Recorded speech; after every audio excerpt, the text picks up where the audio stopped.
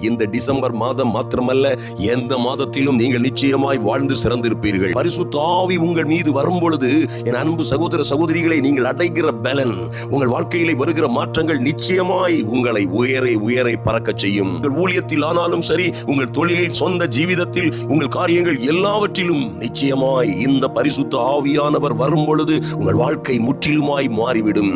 நன்மை செய்கிறவர்களாய் நீங்கள் எங்கும் சுற்றித் திரிவீர்கள். தேவனே, சர்வ வல்லமை உள்ள தேவனே உங்களோட இருப்பார். மாத்திரமல்ல, தெரிந்த அறிந்த இடங்களிலெல்லாம் நீங்கள் தேவனுக்கு நற்சாட்சிகளாய் ஆசீர்வதிக்கப்பட்ட சந்ததியாய் இருப்பீர்கள். என்ன நடந்தால் என்ன உங்கள் வாழ்க்கையிலே, நீங்கள் எத்தனை சிறையிருப்பிலே, எத்தனை ஒடுக்கப்பட்ட சூழ்நிலையிலே யோசேப்பை போல் இருந்தாலும் சரி, தானியேலை போல், ஒரு எஸ்தரை போல் இருந்தாலும் சரி, அங்கே இருந்து உங்களுக்குள்ளே இருக்கிற பரிசுத்த ஆவியானவர் உங்களை ராஜரீக ஆசீர்வாதத்திற்குள்ளே, ராஜரீகமான மேன்மைகளுக்குள்ளே கொண்டு நடத்துவார் என்பதிலே மாற்றமே இல்லை.